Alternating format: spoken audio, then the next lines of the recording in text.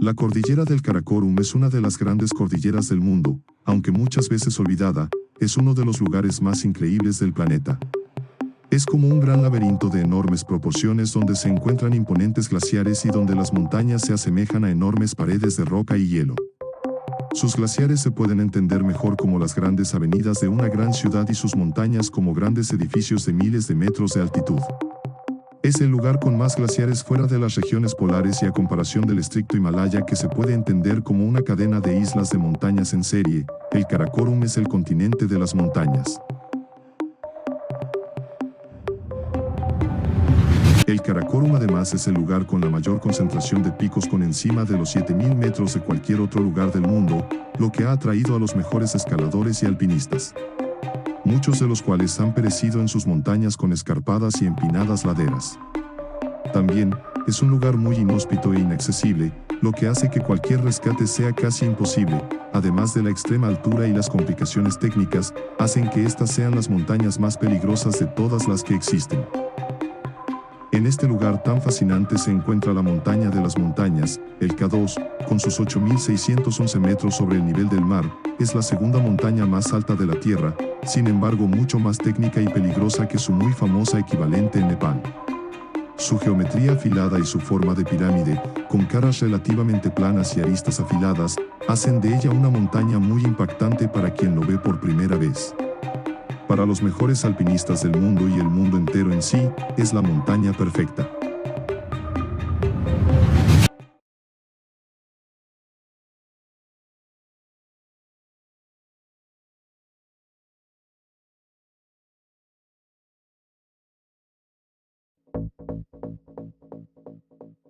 En junio de 1986 el gobierno de Pakistán otorgó numerosos permisos de escalada cuando era evidente su rentabilidad, y a principios de junio 150 tiendas estaban instaladas a los pies de la montaña, pertenecientes a expediciones de varios países como los polacos, estadounidenses, coreanos, expediciones internacionales y otras compartidas entre dos países.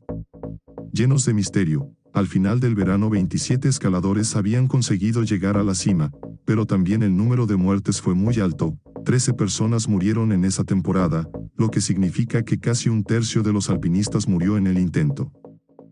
En esos días ocurrieron muchos acontecimientos importantes en la montaña como la cumbre de la primera mujer en el K2 y el intento del muy técnico y demandante Pilar Sureste, mejor conocido como la Magic Line. La primera desgracia le ocurrió a la expedición estadounidense que subían la Magic Line el 21 de junio, cuando fueron embestidos por una avalancha en la base de la montaña. John Smolich y Alan Pennington murieron sepultados. Algunos escaladores pudieron presenciar la tragedia desde el campo base y rápidamente desenterraron el cuerpo de Pennington, pero no lo suficientemente rápido. Además, el cuerpo de Smolich nunca fue encontrado ya que está sepultado por toneladas de nieve.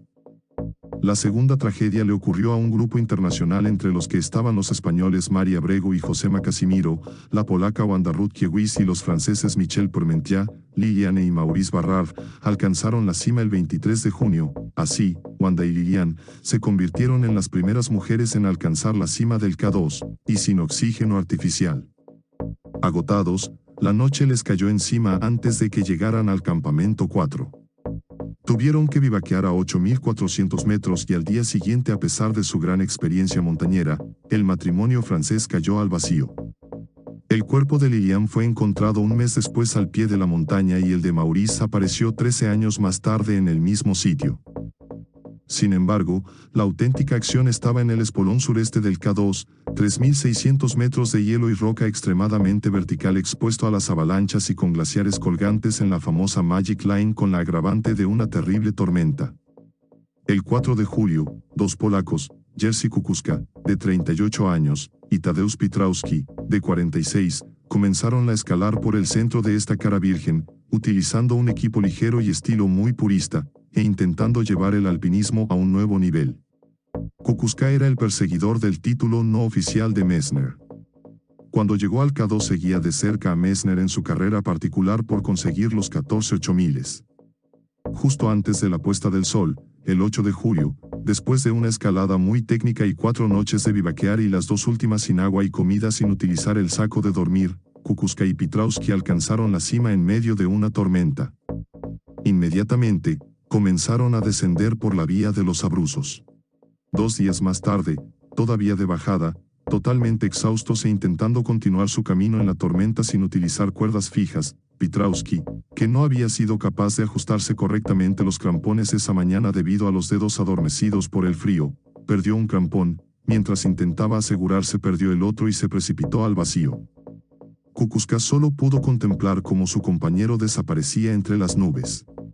A pesar de la tragedia, Kukuczka llegó al campo base y partió inmediatamente hacia Nepal, para continuar con el 12º de los 8000 e intentar superar a Messner en la carrera. El intento resultó ser finalmente infructuoso, ya que Messner consiguió sus 2 últimos 8000 al final del otoño y se adjudicó el título de ser el primero en conseguir los 14 8000. El siguiente en la lista fue el italiano Renato Casarotto, uno de los más fuertes alpinistas de la historia. Esta iba a ser, según sus palabras, la última vez. Aunque Casarotto había conseguido la fama mediante subidas en solitario, abriendo nuevas y difíciles rutas en el Fitzroy, el Monte McKinley, y otros picos importantes de Sudamérica y los Alpes, era, paradójicamente, un escalador muy cauteloso y calculador. Fiel a su estilo de escalada en solitario, en la que el menor fallo significa la muerte, se adentró en el misterio de la Magic Line el 16 de julio, en el que sería su tercer y último intento. Subió sin aparentes complicaciones hasta 8.300 metros cuando un cambio del tiempo le aconsejó retirarse. Sin el menor problema llegó al pie de la pared. Cuando recorría la última parte del glaciar, ya cerca del campo base, el borde de una grieta que iba a saltar cedió bajo su peso, cayendo 40 metros. Un equipo logró rescatarlo después de trabajar toda la noche. Ya fuera, a la mañana siguiente, Casarotto se incorporó, dio unos pasos y cayó muerto en la base de la montaña. El 3 de agosto les llegó el turno a los coreanos. 3 de ellos alcanzaron la cumbre aquel día espléndido. Al empezar la bajada coincidieron con 2 polacos y un checo que habían subido por el codiciado Pilar Sur. Sin oxígeno y cansados, bajaban ya de noche, cuando el polaco Wojciech Broz cayó de una cuerda fija. Al día siguiente también falleció el porteador pakistaní Muhammad Ali, golpeado por una piedra caída de la montaña. Junto a los coreanos, el día previo aguardaban en el campamento 4-7 alpinistas de diferentes nacionalidades. En vez de hacer como los coreanos, decidieron recuperarse un día más. El día 4 de agosto partieron hacia la cima los británicos Alan Rose y Julie Tullis, los austríacos Willy Bauer, Alfred Imitzer, Kurt Diemberger y Hans Weiser y la polaca Dobroslava Wolf. Excepto los 2 últimos, los 5 primeros hicieron cima sin oxígeno embotellado. Los primeros llegaron a la cumbre a las 16 horas, y Diemberger y Tullis hora y media más tarde, cuando lo habitual en estas grandes montañas es no llegar más tarde de las 13 horas, para asegurar la bajada con luz y menos frío. En la bajada, Diemberger y Tullis sufrieron una caída bajo la cumbre. Para evitar males mayores, bivaquearon a 8.400 metros. Al día siguiente alcanzaron el campo 4, donde estaban sus 5 compañeros. Para entonces se había desencadenado una formidable tempestad. Durante 5 días y 5 noches, agotaron el gas, por lo que no podían fundir nieve para beber y sin comida, la tormenta golpeó las frágiles tiendas. Estaban a 8.000 metros de altura. La última noche allá arriba falleció Tullis.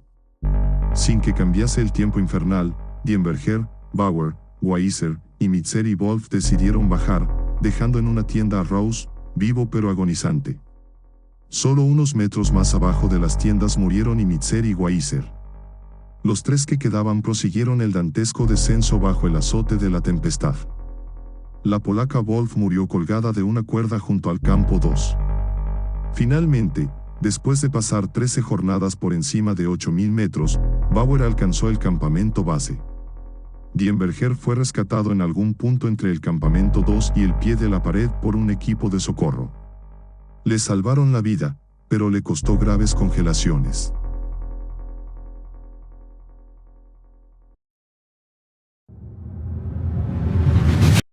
Y así terminó la peor tragedia en la historia de la montaña de las montañas.